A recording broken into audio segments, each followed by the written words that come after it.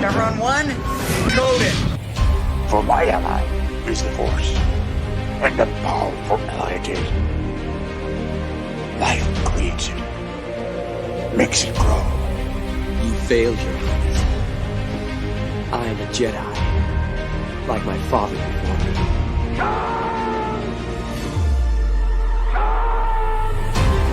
Cry havoc, and let's set the tongues of war. Chevron 2 is loaded. Conan, what is best in life? Crush your enemies, see them driven before you, to hear the lamentation of your women. It's all in the reflexes. I'll also say that you're heavy into martial arts, Tai Chi and all that killer stuff. I suppose we have to register you as a lethal weapon. Chevron 3 encoded. And somebody ought to belt you in the mouth. But I won't. I won't. The hell I will. Chevron 4 encoded. Do you expect me to talk? No, Mr. Bond, I expect you to die. Chevron 5 encoded. You take the blue pill. The story ends. You wake up in your bed and believe whatever you want to.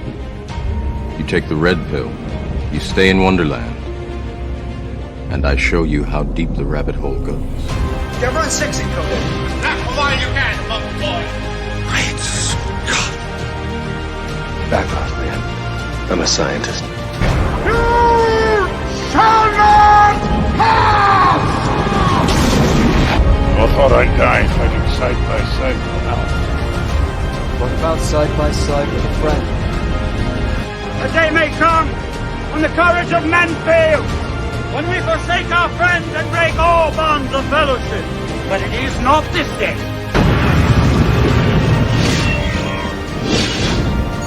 Chevron 7 is locked.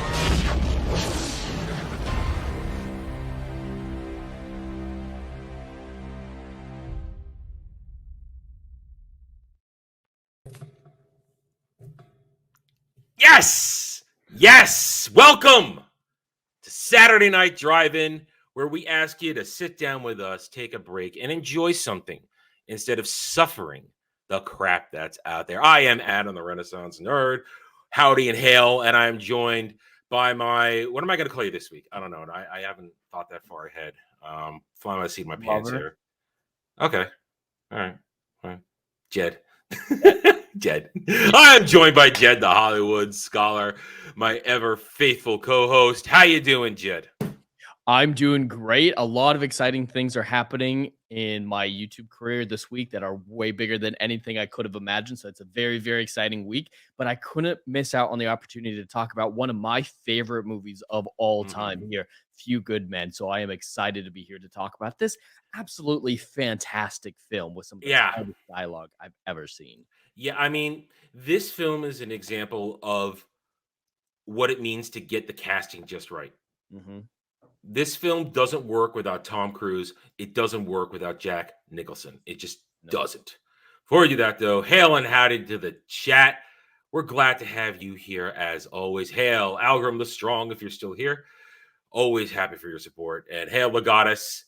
Legion is one of my mods, one of my regulars, and hail to you. Howdy to Kale. Good evening to you. And to answer Algram, if you're watching this now or on the replay, when you leave a stream chat for a long time, it deletes what you had, what all the chats that you had on there. So it just removes it. It's if you leave it open, it would still be there, but that's what happens. To answer your question about why your chats from earlier in the day, whenever you posted them, are gone. So it's just how the YouTube chat window works. All right, so let's dive right in. A Few Good Men, 1992. I feel like an old man again. He may be a despicable human being, but Rob Reiner made a damn good film.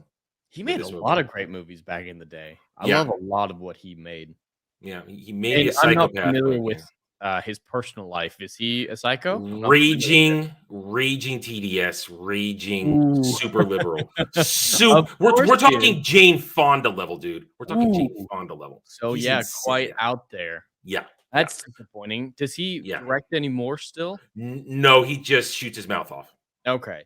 Yeah. So Is it difficult for you to separate art from artist, or is it For this? No, because he's just the Okay. director. He's just Okay. the director. I'm looking at Cruise. I'm looking at Nicholson. I'm looking at Demi Moore's ass. That's what I'm looking at in this movie.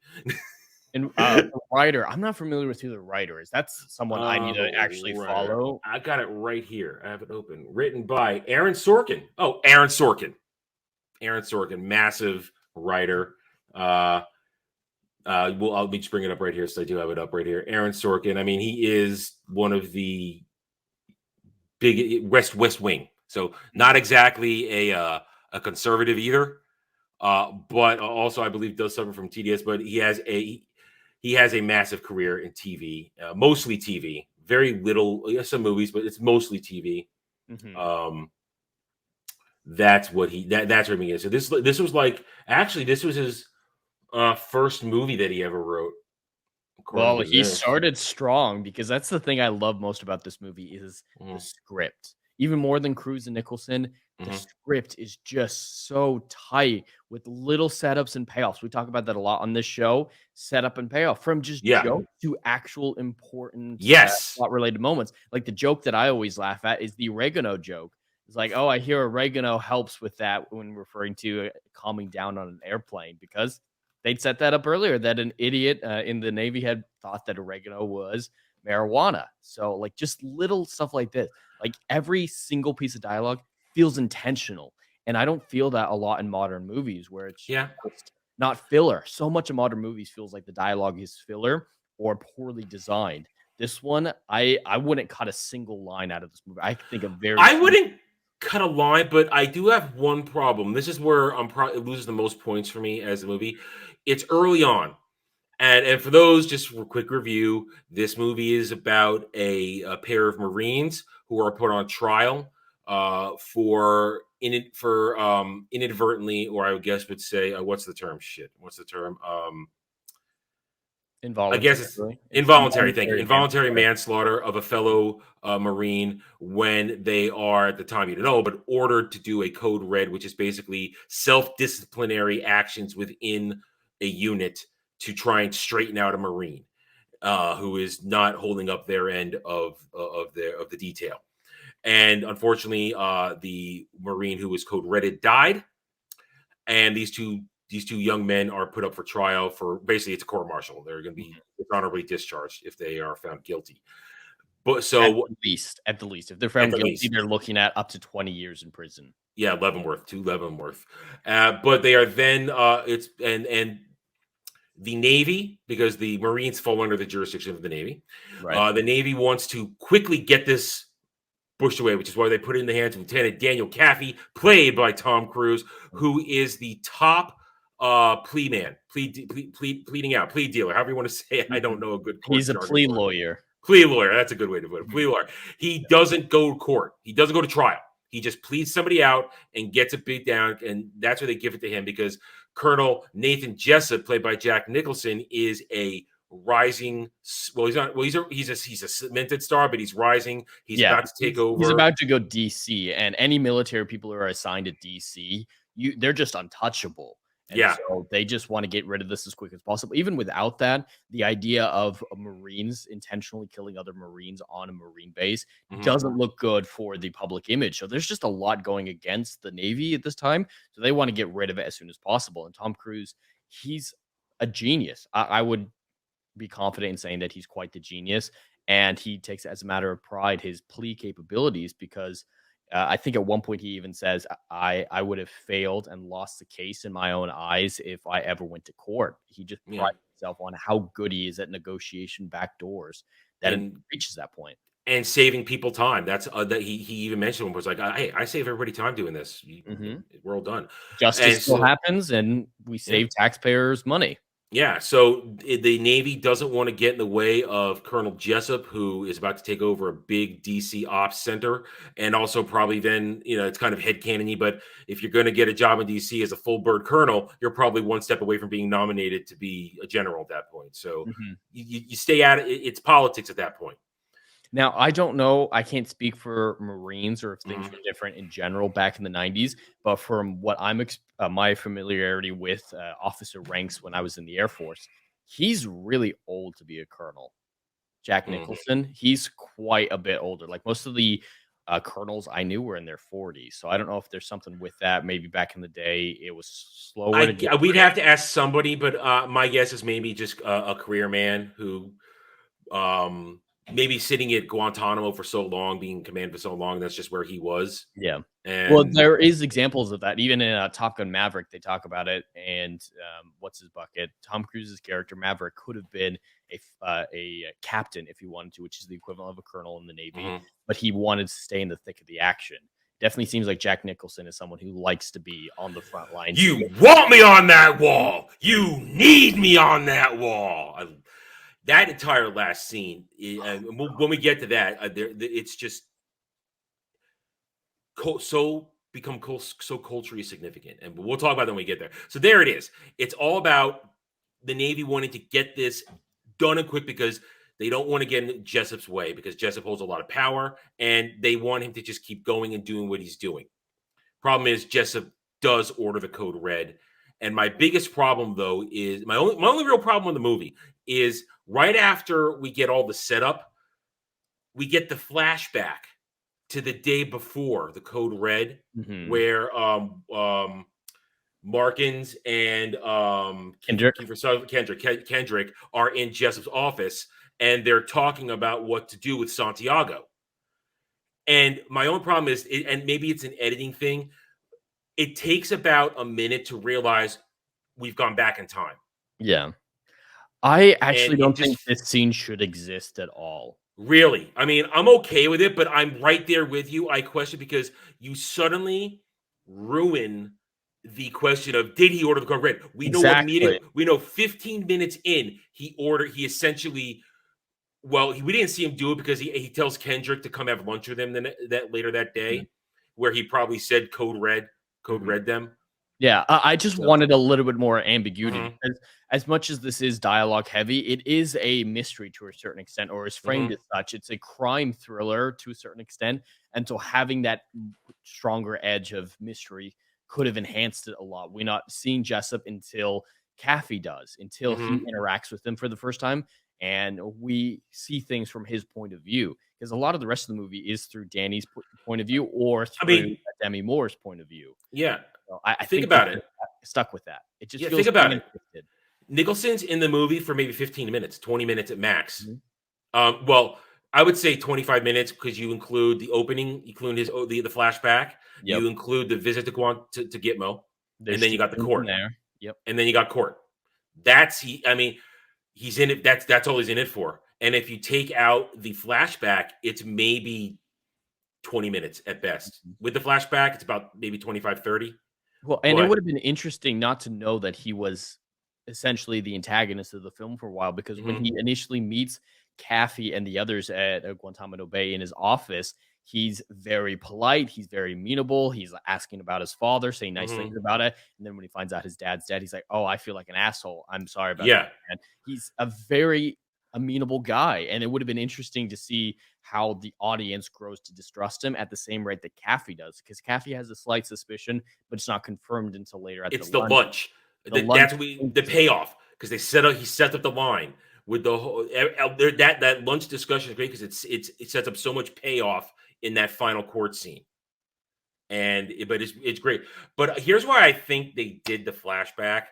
It's to give Markins more to do in the movie. It's supposed to show how he perceived his failure to stop this, because he says, I was a weak man, I couldn't stop this, and then to give more significance to when he Minecrafts himself later in the movie. That's the only thread I see as to why we get the flashback. Frankly, I prefer the scenario that you just laid out. I would have wanted to not have seen Jessup pulling the strings like that, because you don't get a hint that maybe he's not so great until he's basically giving Kaffee a hard time at the end of their lunch in Gitmo. Right. Well, and throughout a lot of the rest of the movie, they show that degree of restraint and ambiguity. Like, we don't see the guys actually get the code red order, like you mentioned, like that deal in the barracks where Kendrick says, "Hey, don't touch him," goes to their individual barracks and said, "Hey, actually go code red him." and we don't see the younger guy, the white dude, the white Marine, Downey out at his outpost, unable to make it back in time for this supposed meeting. Like, they show a lot of restraint, and they see it through Kathy's eyes. We have the information that Kathy has throughout most of the movie when it comes to these events, and I think it would have been slightly stronger if we'd kept with that rather than randomly in this one instant giving us a little bit too much information, taking us out of Kathy's point of view and delivering the punchline of the film at the very beginning. I mean, with the exception, like you said, were a couple of scenes with Demi Moore, and we'll call her Joe. With Joe, it's 95% from Kathy's perspective, because with the one time where she's prepping Downey for the trial, it's always Kathy. So to take us into that flashback, it disjoints things for me. Exactly, I would agree, and I'm going to say that's probably where. Honestly, that's where I'm going to lose points on this movie to overall. That's where this movie is going to lose points for me because of that. Now, it doesn't ruin the movie. Oh God, no. Because the performances and I got to say, like I said, I may have personal opinions about Rob Reiner, but the direction of this movie is so spot on because how long was this movie? An hour and 52, I think. Where does it say here? It doesn't say here. Thanks, IMDb. You can't just tell me how fucking long it is. Jesus Christ, you're ruining my show, IMDb. God damn it. Hang on. 2 hours 18 minutes. They do it. Okay, I'm a boomer. I didn't see it. 2 hours 18 minutes, like really tiny, right at the top. So 2 hour movie, and they managed to keep it interesting and on the rails without jumping off. To watch all dialogue. There's no, like, it's something that audiences these days aren't accustomed to, is a strong dialogue heavy movie, because with Oppenheimer, which just came out, a lot of the criticism that I've seen is there's a lot of dialogue and there's only one action set piece. The movie didn't once say that. Once upon a time, action movies were action movies. Dramas were dramas, and dramas did not necessarily mean thriller. It meant characters interacting and a story unfolding through their interactions and whatever the plot points were that moved it along. You didn't need an action point. Well, that's the degradation of genres. Everything is so vanilla. I don't think that's the right word, but homogenized to such a degree that films aren't distinguishable from each other for the most part. There's a few great movies out there, and then there's the woke ones that come up as the other end of the spectrum, but the majority of movies out there just feel so homogenous to me that I can't pick out a genre. It's the MCU effect. Exactly. It's the MCU when it was at its best was great, but it kind of pulled so many things together that people forget that you can have a movie of just people with just dialogue where that moves the story along, and you don't need to deal with the attention span problem that social media has caused them, because that's a problem. People constantly feel the need to do this, do that, because their attention spans have been withered away by by fear of missing out and constantly having to check shit. Whereas, go read a book. Go read a book. Watch a movie like this where the characters truly are pushing the story through their interactions. We're not waiting for a giant event to happen to jar you back into focus. No, the event is the court, the trial, and building to how are they going to save these two young men who were, and I hate to use this phrase, just following orders. But that's kind of the great part with the final line where was it Hawkins? What's that, Kevin Bacon? No, the other guy who's on trial. Dawson. Oh, Dawson. Yeah, Dawson. I said Dawkins. Yeah, Dawson. When the verdict comes down and Downey's going, and Downey, he's basically a goddamn functioning retard. Oh, he's an idiot. Yeah, he's an idiot, but he's the kind of idiot you want on the front lines because he's a killing machine. But Downey doesn't understand that just because Jessup admits to the code red they're not off the hook. He doesn't understand. He thinks that it's that we were just following orders mentality. Why are we in the wrong? And Dawson says to him, no, we were in the wrong. It was our job to protect those weaker than us. And we failed Santiago by doing that.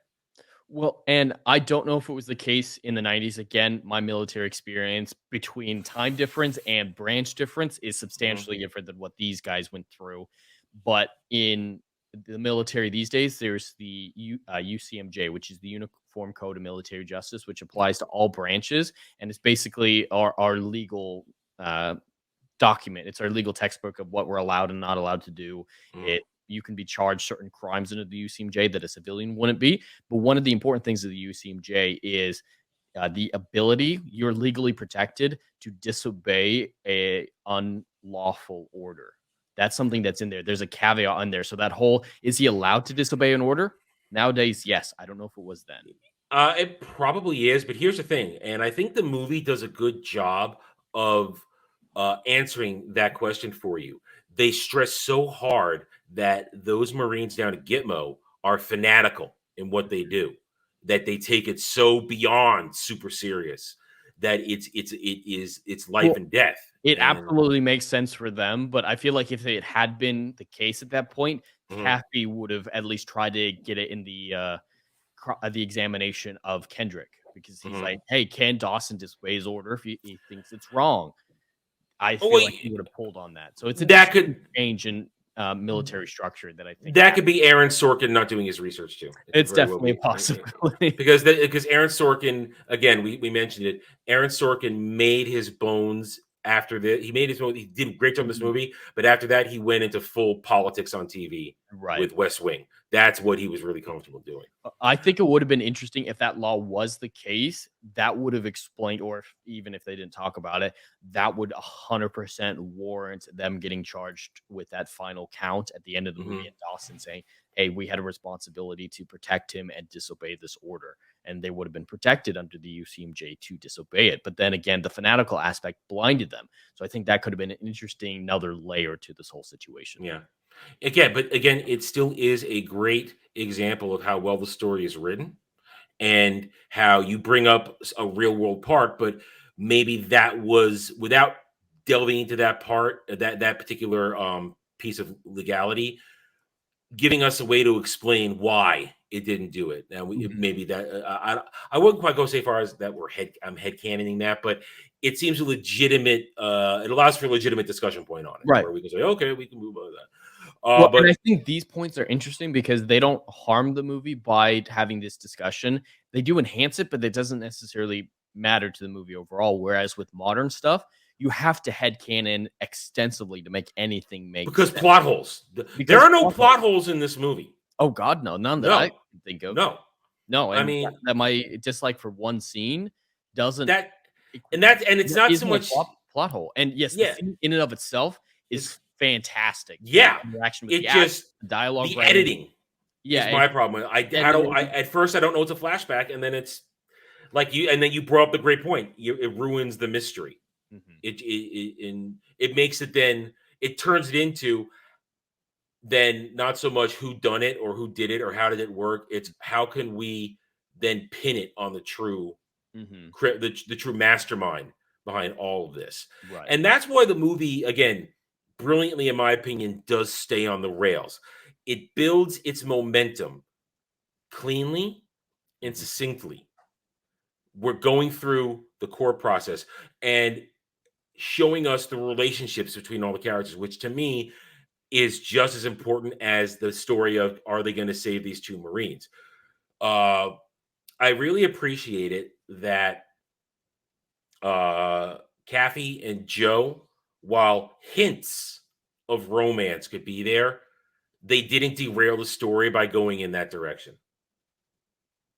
Because on the crab date, it's all over the place in body language, in reaction, but they didn't derail the story to try and cram in a romance story. And I can say that even if they could have done it, because it's not like they're serving in the same unit. It's not like one is commanding the other. So it doesn't break, and you can double check this. It doesn't break that code of relationships within units, right? Because Right. The she is a chain of command. Yeah, you can't be in a relationship with somebody who's your commanding officer. Joe is in a completely different section. Yes, she's a higher ranking. That wouldn't apply. That rank only applies for chain of command. She's not in his chain of command. Yeah, so she's completely outside of it, and they could have done it, but I'm glad they didn't. Oh, I 100% agree. Yeah, there's too much going on in this movie already. Way too much going on, and it's good enough that there's the suggestion of it when they have the happen. Yeah, where the crab dinner, how she softens to him over time, and all the way to the point where it culminates. Again, if they'd been going with it, it would have culminated when he chases her down in the rain later on to get her back in. It could have culminated right there. But instead, it's that subdued sexual tension that's acceptable and lets you, and to the smart viewer, because we are smart viewers, we can read between the lines. We see it, we feel it. So it's okay. Yeah. And then who knows what happened afterward? Doesn't matter. Well, but I like it. Yeah, no, it's done incredibly well. And since we're on the topic, I'd love to talk about Joe because she's a great character. For as much as, I watched it here at the G&G house this morning with Dean, a new member of Geeks and Gamers, and he was making the joke because I thought women weren't allowed to have power in old movies. Yeah. And making some jokes about that. But she's an incredibly intelligent woman. She's very smart. She knows the law. She's very technically sound, but she's not very people smart. And so she does have stark flaws, but she has the capacity to be one of the best lawyers in the internal affairs office because she has that technical knowledge. She just needs to learn from Kathy some finesse. And so I love the arc that she goes on. There's great scenes. I mean, like you said, she's a researching master. She can research hell stuff. But then in the court, I strenuously object. I think that's the line. It's like, you strenuously object? Really? It's like, and now and not understanding of it by doing that, you're pissing off the judge. And and Kathy, even though he's never been in the courtroom, he understands that because he grew up in the world of law with his father. You want the judge to look favorably on you when you put a motion forward, when you object to something. You don't want a judge closed off because you're being a little bitch. And she was being a bitch, but you know what I mean? Yeah. Oh, there were several instances in the movie where I could quantify her behavior as bitch-like. In that scene, though, she's not being a bitch. She's just being, like you said, inexperienced and understanding. You got shut down. You lost that one. You sit down. You shut up. Well, all that, like even the third guy mentions it, that by objecting so fervently, it makes the jury think you're afraid of this testimony, and so they give it more weight than they otherwise would if they pay attention way more. It's like, if the defense is this worried about this guy for some unknown reason, maybe we should pay more attention to him. So it actually damages the goal that she was trying to achieve and does the inverse. And it's just a lot of interesting stuff like that where I don't know if I would have thought of that in the moment, but it's a defining aspect of the case. It's just such great trial. It's a best trial movie I've ever seen because it's difficult. Oh, sorry, I cut you off there. No, you're good. I was done. All right. No, but you bring up a good point. It's very difficult to make a movie about a trial interesting, especially when the actual action that these Marines are on trial for, it's not a grisly action. And we see the code red happen in the beginning of the movie, but it's not a grisly action. It's not even a disgusting action. It's just something that they thought they could do and get away with. And not when I say get away with, rough up their buddy and then he'd be fine. No one knew that he was going to have that reaction and choke on his own vomit. Pardon my graphic description of that. But in other movies and trials, it's usually surrounding something horrific. I mean, let's just to deviate for a second, A Time to Kill, when they made the movie adaptation of that's basically Sam Jackson's character murders the man who abused and killed his daughter. And he's on trial for that, and it's up to them to get him off. But that's a grisly act on top of another grisly and horrific act. And that is kind of part of the thing that generates the tension of a trial when really, oh, these horrible things and this and that. This was just in terms of the Marine, in terms of Dawson and Downey, it's kind of just it's almost like a mistake. And yeah, they committed a crime, but it's something that just fell apart and they didn't intend it. Whereas other trials make it interesting because the crimes that are going on are so horrible, or then usual other trial movies will extend it into a thriller aspect where shadowy forces are now at play to try and stop you from either getting to the true meaning of what's behind this event in this trial. No, it's pretty straightforward in this movie. Somebody ordered the code red. It ended up in somebody's death. And it boils down to, should this have been done? Shouldn't have been done? And how the military should operate. Do you want rogue officers taking control of something like that when a guy like Santiago, who was not cut out to be stationed at Gitmo, had repeatedly asked for a transfer? Now, with your military experience, if somebody asks for a transfer, how hard is it to get that transfer? Do you know? If somebody's saying, I got to get out of here? It depends on what branch you're in, what type of Mm-hmm. unit you're in, but ultimately it comes down to commander discretion most of the time. So at the end of the day, it's who's your commander will be the biggest influence. But for the Marines, especially in a duty station like Gitmo, where it's offshore, it's not in the United States, it's not easy, I would imagine. But I can't speak specifically to that because I don't have experience in a setting like that. But that's one of my favorite aspects of the movie with what you're talking about here is at least I personally believe that there is some ambiguous morality to it. Yes, Jessup's a dick, but as some of the other people like Dawson and that other Marine who testified, just a guest star. Downey. No, just a completely separate one. Was it Cuba Gooding Jr. or Noah Wiley? It's the white dude.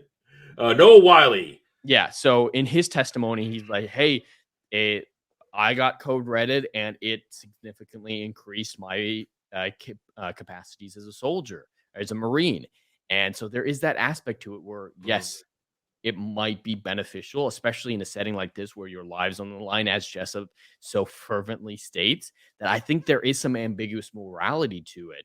And the charges that come against Jessup, in the end, if you pay attention with what they said he's accusing him of, they say he's accusing them of perjury as the biggest one, not of murder.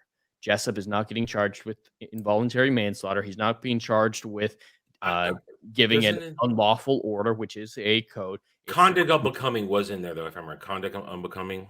That's in there as well, but they're focusing on him covering it up. There is it's always the cover up. It's the cover up that became a problem for Jessup more than anything else, because code reds aren't officially endorsed, but they happen everywhere in the Marines, at least at that time.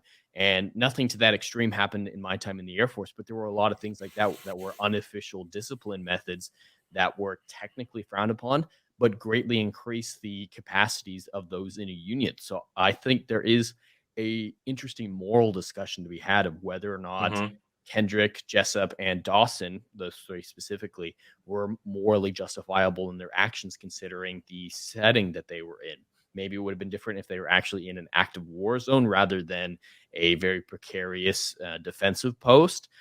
I think there's just ambiguity, and I love that. They never say one way or another. They focus on the sedition aspect of it and the fact that Jessup is pinning all of this on the Marines, on Dawson and Downey.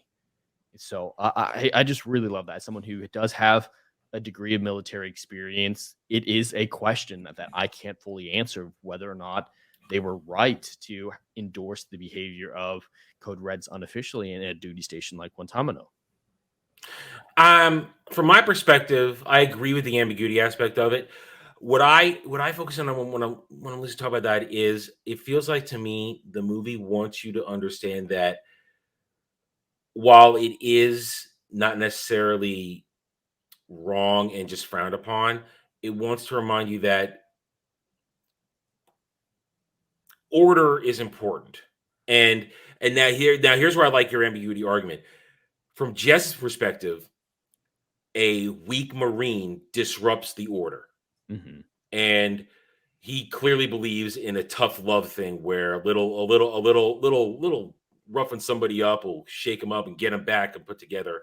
But at the same time, it's that failure to understand that some people aren't cut out for certain situations, and it's his failure as a commanding officer where Santiago repeatedly asks. I mean, he's the black sheep of his unit.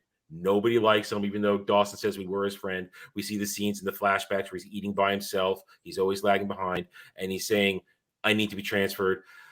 I think it's the then failure of the commanding officer in that instance to realize, okay, you can't change this guy because he's a weak Marine. He's a weak Marine, and he shouldn't be put at this, like you said, a duty station like that where there's active tension with a foreign power. And it feels to me as though the ambiguity argument you said it works well in that way too. Is how should have one dealt with Santiago? Mm-hmm. Should one have put him up there, got him out of there, or should one have maybe taken more, not, let's just say, shadowy methods to get him? Maybe increase his physical activity, get him, try and beef him up, pair him with a couple of different members of his unit to physically whip him into shape, do that thing. But instead, it goes right to the punishment aspect, and that's where that's very common. If he had failed the code red, that would make sense with what you're saying. Is he needs to go, but code, just like with the other guy, he became a much better soldier after the code red. Yeah, see, I'm not military, so I that's why I'm postulating it the way I am. Again, it comes down to, from your perspective. Comes down to the morality aspect, because for somebody who believes in efficiency, I believe in efficiency. I believe in putting the right people in the right place. I mean, from my I guess one could say when I worked in kitchens, we operate on the brigade system that was set up in kitchens hundreds of years ago, where you have the executive chef, the sous chef, and then everybody's at a specific place in a line, and you're there to do your job. And if you can't carry your weight, the entire line falls apart because you're not doing your station properly. From my perspective, if somebody isn't doing your job, they're fired. You take them out, you bring somebody in. You don't try to do something to them to get them better. Now, in a kitchen system, what you do if somebody's not carrying their weight, first you analyze what their problem is. Poor knife skills, poor ingredient management. Can you even keep up with orders when they're coming in? Do you know how to properly manage your time and balance different tickets and what you got to do, different parts when you have multiple things? And then what you can do, like you said, you get in there and you beef them up. You give them encouragement. You show them what you power level them a little bit. You work with them. You get them leveled up. I don't know how that works in the military. I don't know how that would work with somebody who is lagging behind, whether that applies. But see, from the civilian aspect of it, that is how I look at it. You try and level them up. You give them support. You don't do something morally objectionable that puts them in physical harm. So that's why I like the moral argument of, could they have done this a different way outside of just outside of code red, where, as you said, a code red, it happens, and usually it's something that just roughs them up a little. Now, what they did to Santiago, duct taping him, shoving something down his throat, maybe they were intending to shave his head. That was going to be the I guess I forgot that.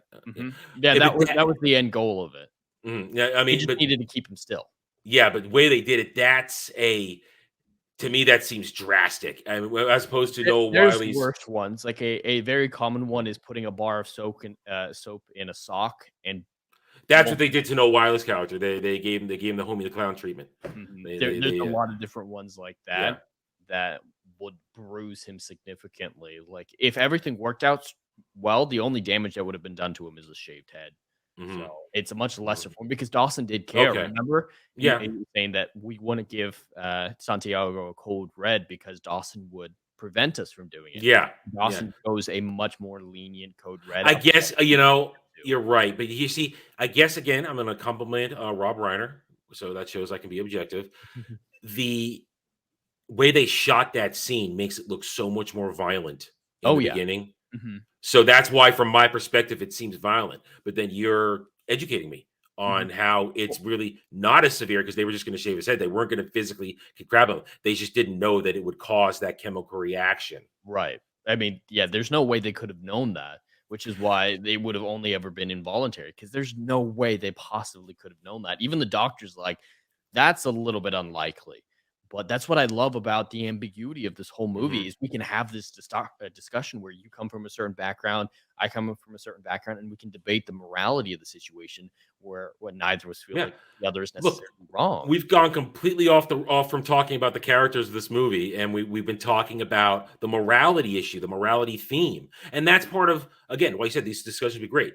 We can just, I mean, there's so much to talk about these in movies like this. There's so much to unpack, but we have a limited time. I mean, we only, unless when it's only the two of us, we only want to really spend an hour doing this. We want to go on forever. But there's one last piece of ambiguity I'd like to mention. Sure. So it's another great one that most people don't even recognize, and I'm so glad we don't know about it, because yes, it does affect Jessup, but knowing the answer doesn't affect the plot whatsoever. Whether or not Dawson's fire was justified. Oh yeah, that whole never thing. See that. We never see it, and I love that we never see it. We just hear 3 different people's accountings of it, and it doesn't matter if it was legal or not, because from Jessup's perspective, he's like, this kid is threatening to tell all, and if he gets transferred, he's going to tell all. That's what the letter says. If you transfer me, I will. He was tell trying all. to blackmail. We forgot that point. Jessup absolutely needs to keep Santiago there to keep an eye on him. Great point. I completely forgot that. I honestly forgot that part. But that from aspect Jessup's of it. perspective, he's screwed no matter what. If Dawson fied legally, that means the Cubans are creating an aggressive situation, which could lead to a declaration of war if Washington finds out about illegal firing. And a war is not a good idea for where they're at. They're in a very dangerous, exposed position. So that's bad for Jessup. And if it's an illegal firing, it comes down on his head. It comes down on Dawson's head. It comes down on Kendrick as their supervisor. It comes down on everyone for Dawson's training if it is a accidental misfire. So we don't, either way, Jessup's screwed if the higher ups find out about this misfire. There's a argument to be had that he would lose out on that new position that he was going for. And so there's a lot on the line, but we never know because it doesn't affect Jessup's decision whether or not it's real or not. And that whole part is now something else I want to touch on as we build up to talking about the final scene, which is the most prominent thing in this movie. And I do want to talk about Kathy a little bit. We can't not talk about Tom Cruise and Kathy. God damn. I love this show. I think it's the best performance of Tom Cruise's career. It might be my Tom Cruise movie. Really? All right, but let's finish this. Let's finish talking about the function, because we've spent a lot of time talking about form and function of the movie and the morality stuff and the themes, and then we'll shift to the characters and we'll go into the final scene, which is just epic. Yeah. You mentioned throughout our discussion here how we just hear about a lot of these things, with the exception of the code reg, which we see again through very good direction and camera angles, the intensity of in the beginning. We don't see a lot of these situations go down. It's all exposition, but it's exposition done well because it's done through the witness stand in a trial where one isn't going, okay, you just tell me stuff. No, because when it's that kind of forced perspective, you are completely focused on the information because it's a legitimate way to impart information. Testimony works. You don't feel like you're just getting an info dump or a lore dump. Well, no, it puts you in the perspective of the jury, in my opinion. Oh, that's an excellent point. It leads you to make your own determination as a jury would on the degree of liability that Dawson and Downey have in this situation. I love that. I love that because if we'd seen it through Kathy's eyes, a lot of this evidence, we'd probably be biased towards forgiving Dawson and Downey. But if we do it from the jury's perspective with the witness stand, we can come to our own conclusions. Yeah. So the movie does an excellent job of exposition without making us frown on it like we do with modern exposition. I mean, that's something we come back to in a lot of these older movies that we review, where there was an art to getting exposition in there and not making it feel like someone's just telling you something to move the plot along. No, it's relevant information delivered in an excellent form where you don't feel like you're wasting time in the movie or the TV show. So that was good. All right. Let's go back to characters. We have been mentioning him throughout the show today. Tom Cruise is Lieutenant Danny Kaffee, our main protagonist. Like you said, it's one of those times where you appreciate Tom Cruise as an actor because he puts on an entirely different skin, an entirely different personality than other characters. I mean, at this point, Tom Cruise has been acting for well over a decade now. When we get to 92, he's done a lot of famous roles. He has a lot of famous roles. He's already done Top Gun. Has he done Days of Thunder yet? I'm not sure, but he's done a lot of stuff. His filmography is already really packed. Risky Business with Rebecca De Mornay. That's a movie. Cocktail. I haven't seen either of those.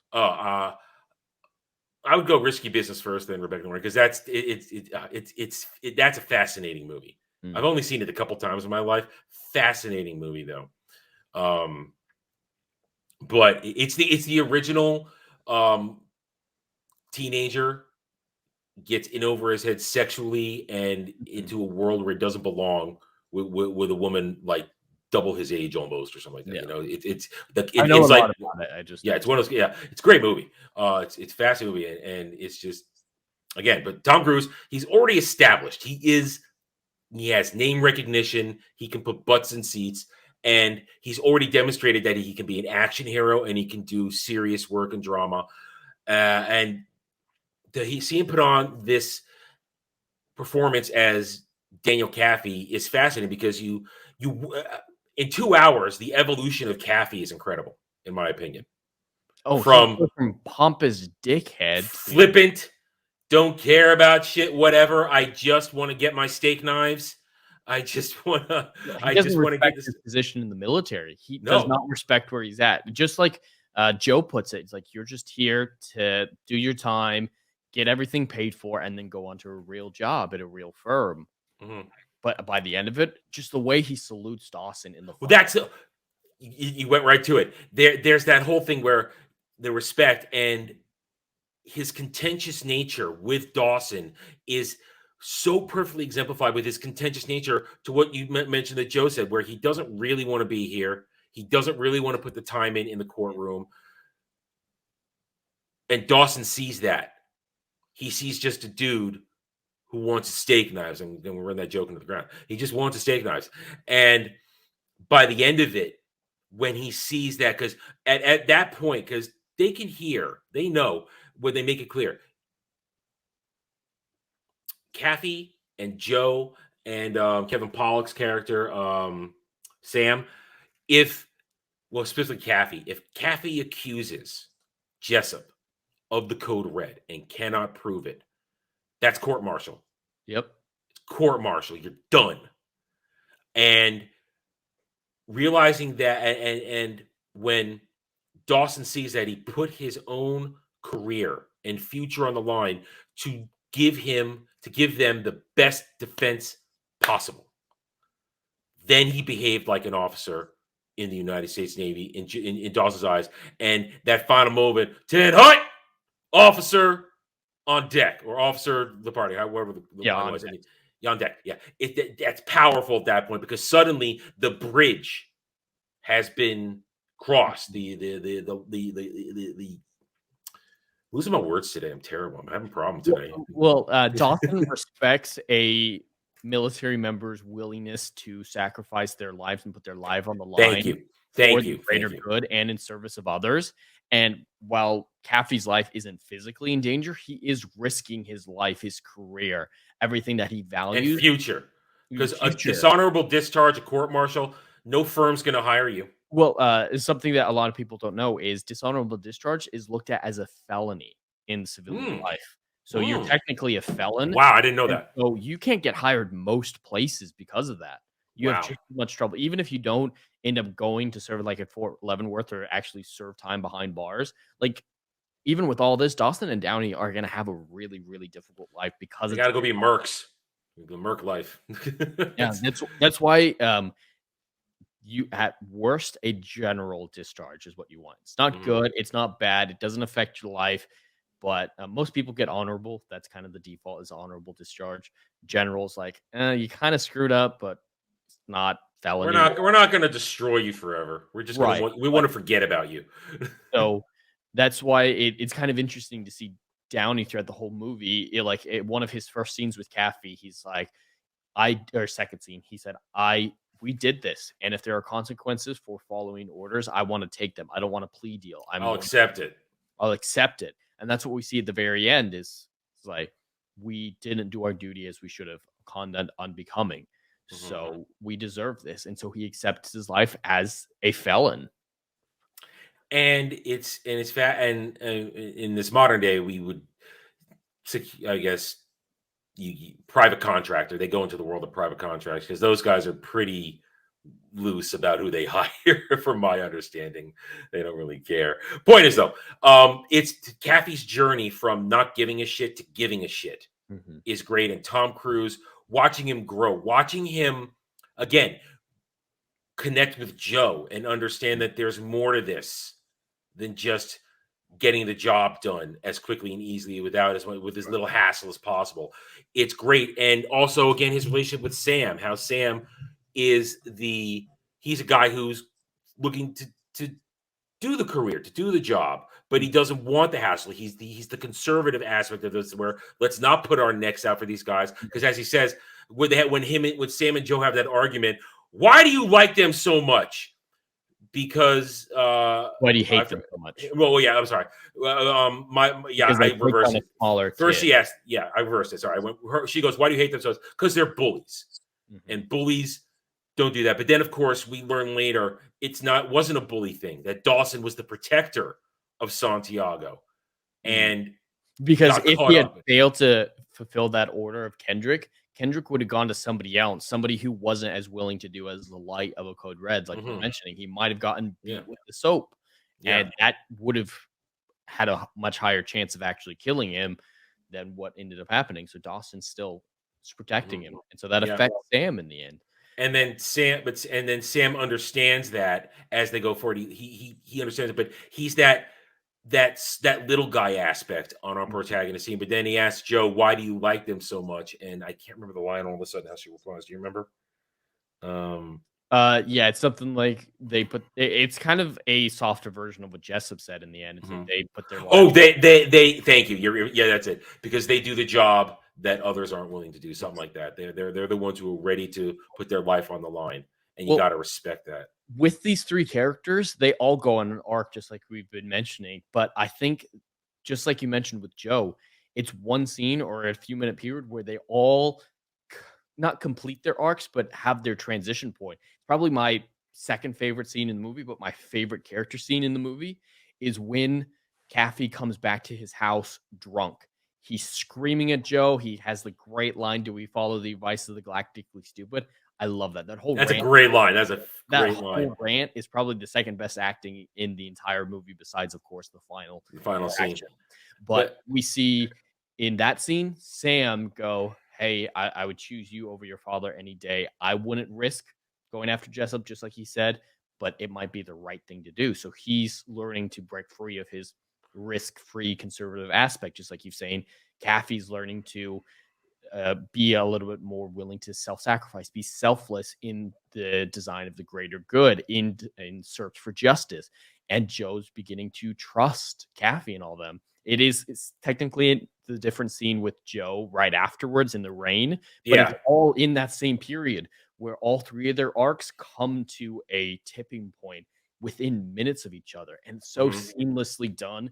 And it's Sam's tipping point that facilitates Caffey's tipping point, which facilitates Joe's tipping point. Like, they're all so interwoven and connected to each other, these characters, they play off each other so well, and no one feels unnecessary. Like I've heard people say Sam shouldn't have been in the movie. I wholeheartedly Kevin Pollak always gives a solid performance in movies he's in, whether it's comedy or serious, and he can pull off both. And Sam is that. I mean, here's the thing: you have Kathy, and I'm not saying they're devil and angel, but Sam and Joe are the two voices on his shoulder that try to tell him what to do. And in the end, he takes the best parts of what they have to say. Sam's conservative nature, or at least make sure you know what you're going to do. Don't just shoot from the hip. Make sure you have it locked in.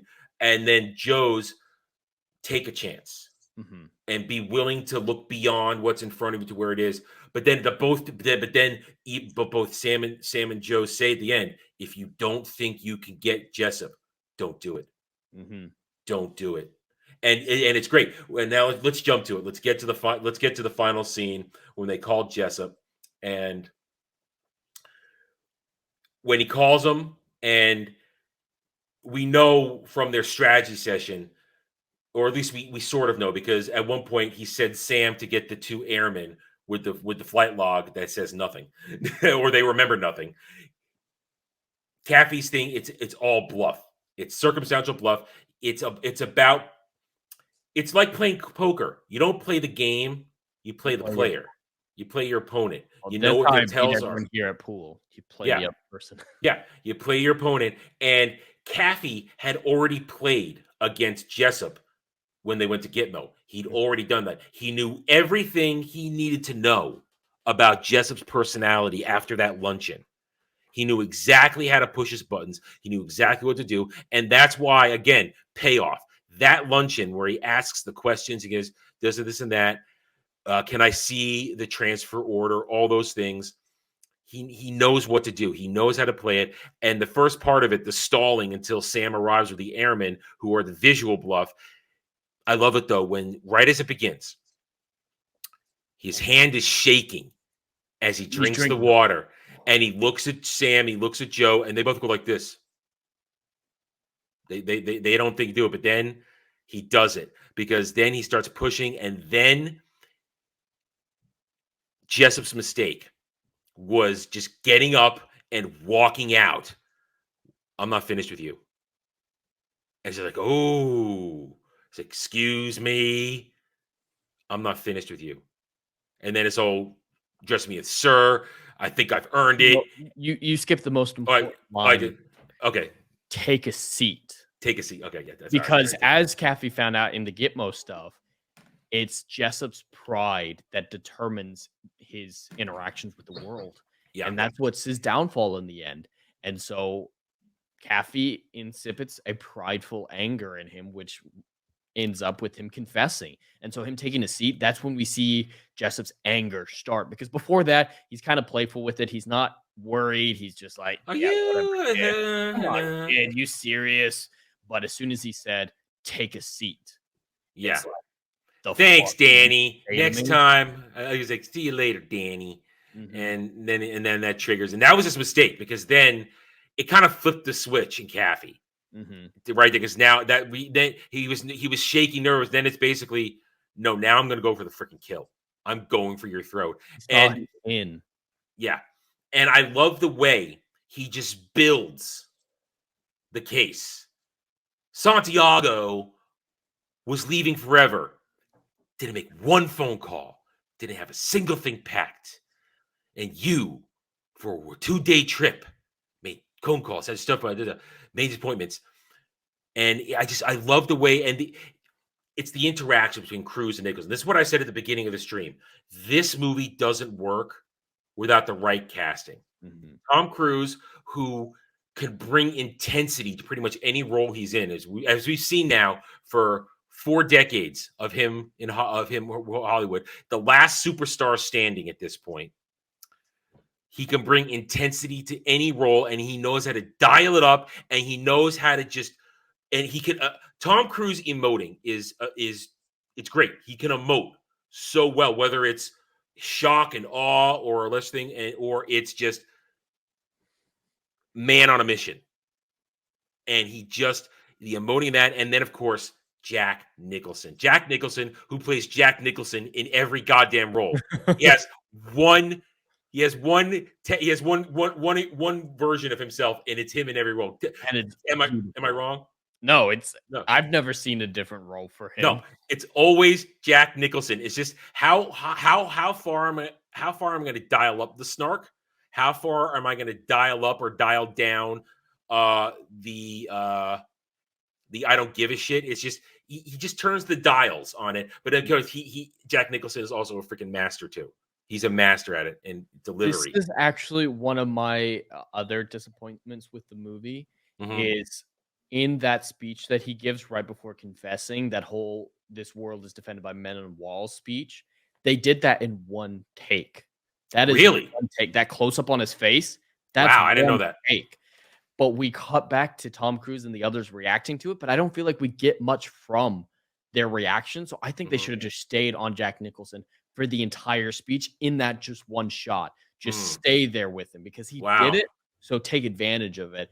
And I feel like that would have even gone way more intense because until Tom Cruise starts speaking again, he just kind of sits there or stands there and watches him.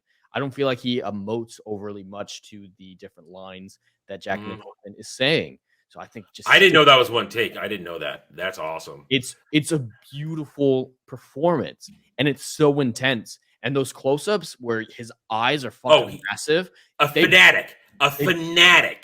And it's brilliant. Soul. And I feel like we would have gotten a lot more fear from that and made us back down, which facilitates Caffey's character more. If we had been seeing Jessup as Caffey was throughout this entire deal, we could be like, I'm gonna back down after that crazy shit. I'm not going. But he doesn't. But he does. That's so cool because then he lays it in and says, and then he lays it all in and then just leans him and they're talking over each other. Did you look over it? Did you? You goddamn right I did.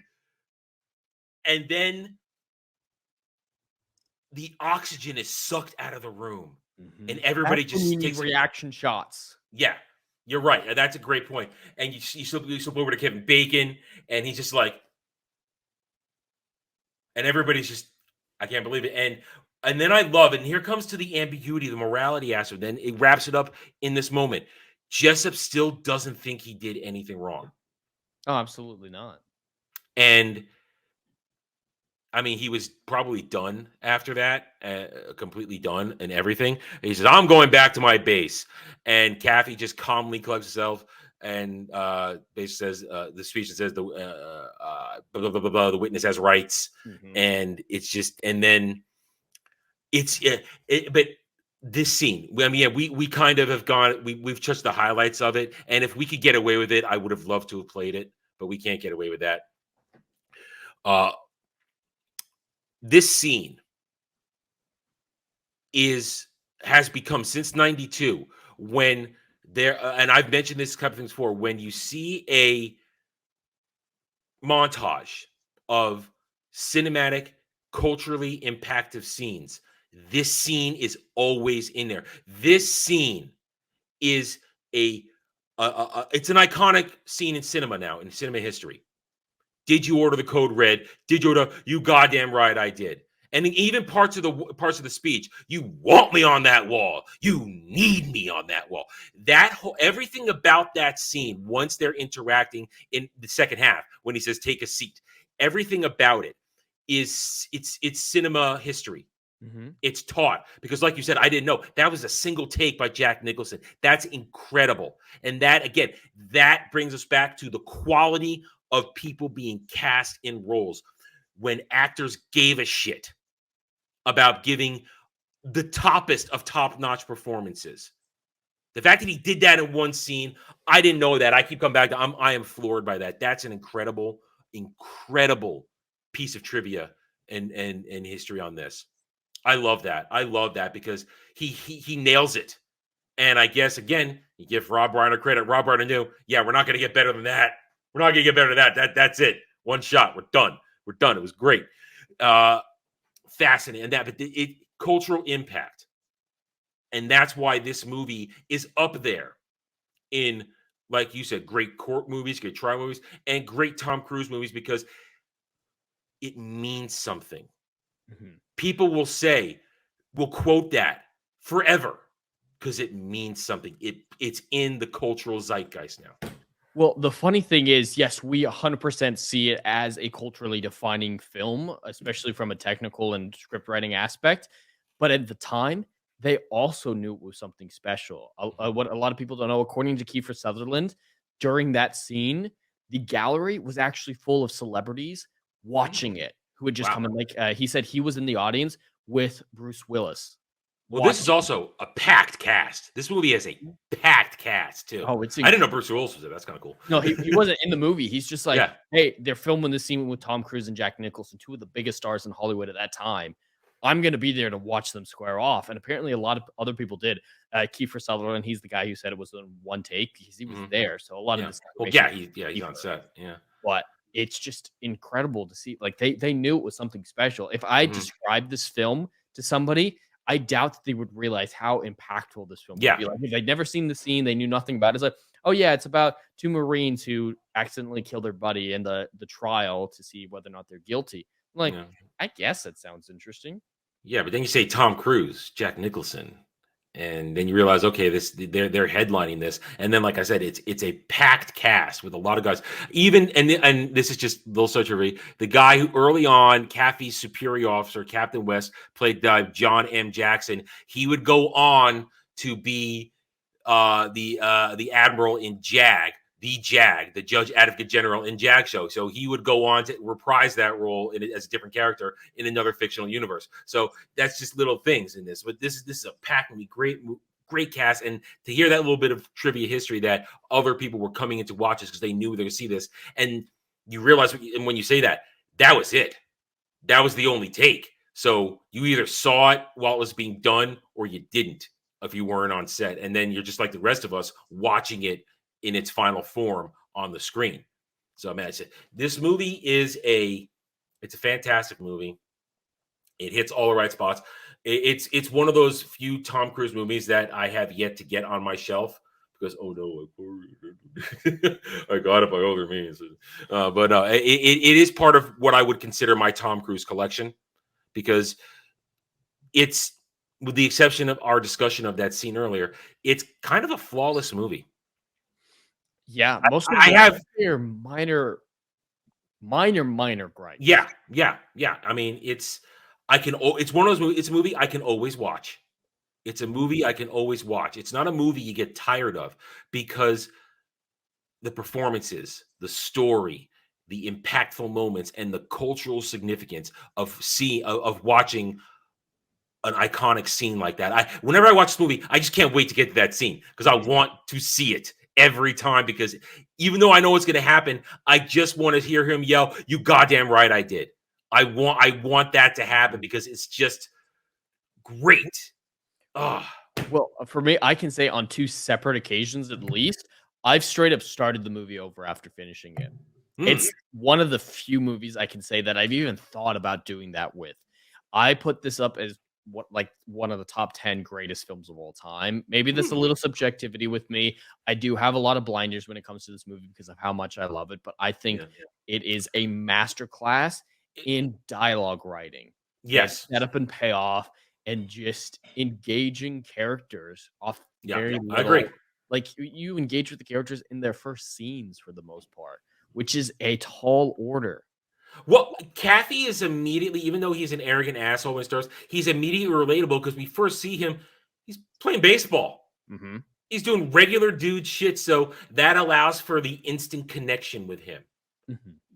And it works.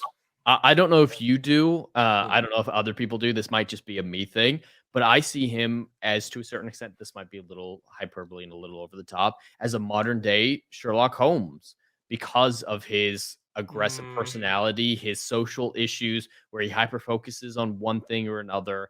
And he's obviously not as intelligent as Sherlock Holmes, but just from a social standpoint, from the books, not necessarily the movies or whatever. That's very much what Sherlock was. He was dismissive. He did what he did. And like he had little quirks like picking up the baseball bat and solving a puzzle. That's something that 100% Sherlock would have been able to do back in the day, picking up the right object, picking up his violin, and taking care of it.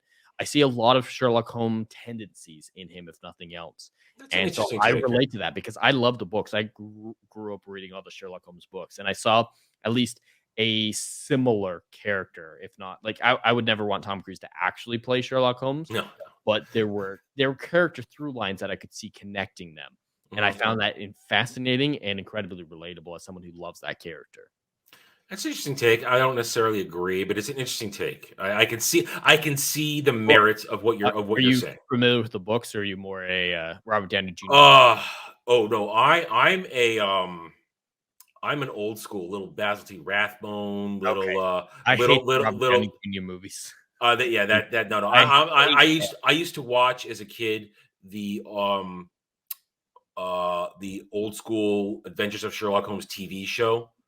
It's great, but it does make a lot of changes to his character. If you read the books, Sherlock is a lot different from even those classic movies. And I love Elementary. Did you ever see Elementary? I haven't. The American version? The American version. Not Sherlock. I'm talking Elementary. Yeah, I love Sherlock. Elementary is I really liked it, and it gets a little shaky towards the end, but they manage to stick the landing enough. And of course, Lucy Liu smoking hot throughout the whole damn thing. Of course. That's an instance of I'm okay with a gender swap because they sold me on it, and Lucy Liu's a good actress, and she's hot. Mm-hmm. So I'm willing to forgive. There are many examples of decent race swaps. It's just or gender swap because she's Watson. I mean, but they're like, all right, so we're tangenting. So that's sign on. No real soundtrack to speak of. It's kind of. I disagree. Really? Really? Okay. The soundtrack. My favorite track of the film is not the opening credits, but just before the opening credits when they're setting up the Gitmo wide shots, and there's that like very stressful violin plucking. I think is what it is. Throughout the movie, they'd come back to that plucking sound. I don't know if it's a violin. I'm non-musician, but just that.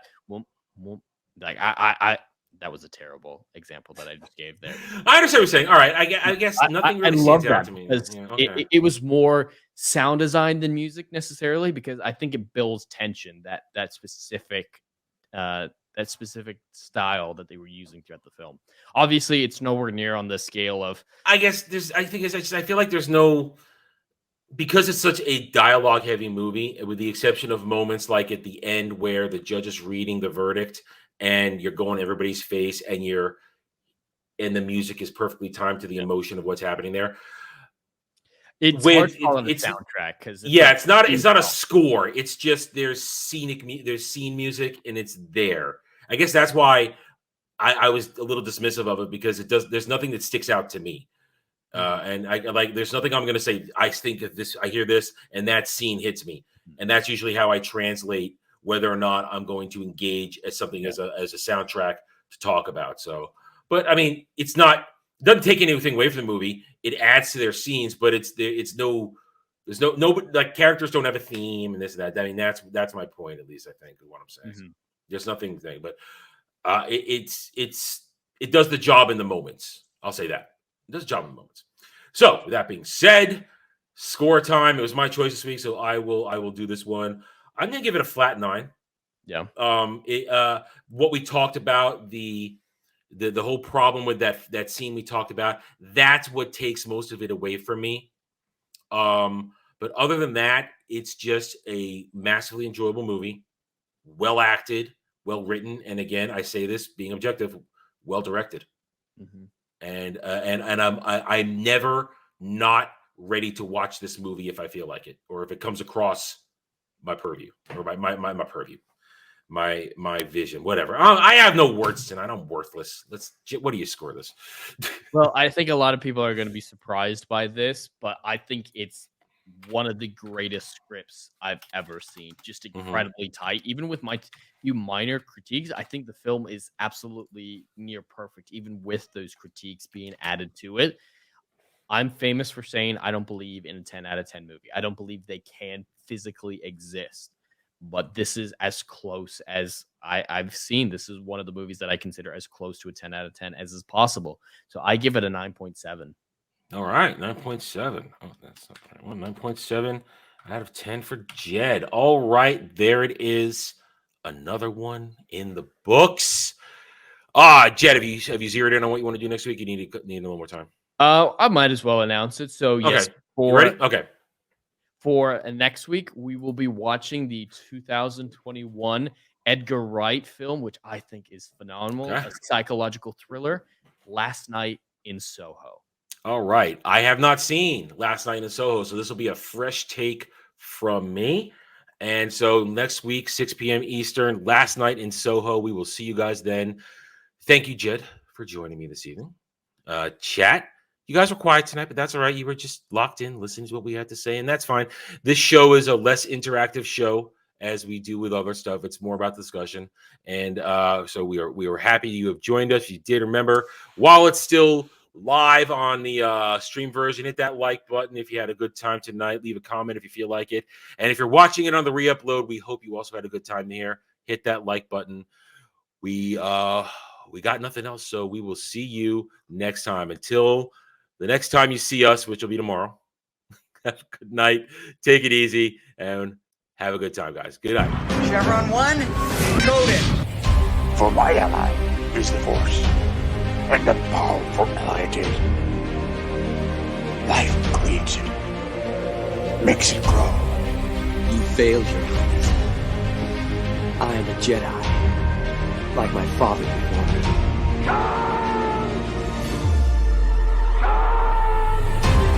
Cry hammer, and let's set the tongues of war. Chevron 2, encoded. Conan, what is best in life? Crush your enemies, see them driven before you, to hear the lamentation of your women. It's all in the reflexes. Well, I'll also say that you're heavy into martial arts, Tai Chi, and all that killer stuff. I suppose we have to register you as a lethal weapon. Chevron 3, encoded. And somebody ought to belt you in the mouth. But I won't. I won't. The hell I will. Chevron 4, encoded. Do you expect me to talk? No, Mr. Bond, I expect you to die. Chevron 5, encoded. You take the blue pill. The story ends. You wake up in your bed and believe whatever you want to. You take the red pill. You stay in Wonderland. And I show you how deep the rabbit hole goes. Chevron 6, encoded. Not for while you can, monkey boy. Back off, man. I'm a scientist. You shall not pass! I thought I'd die fighting side by side with an ally. What about side by side with a friend? A day may come when the courage of men fails, when we forsake our friends and break all bonds of fellowship. But it is not this day.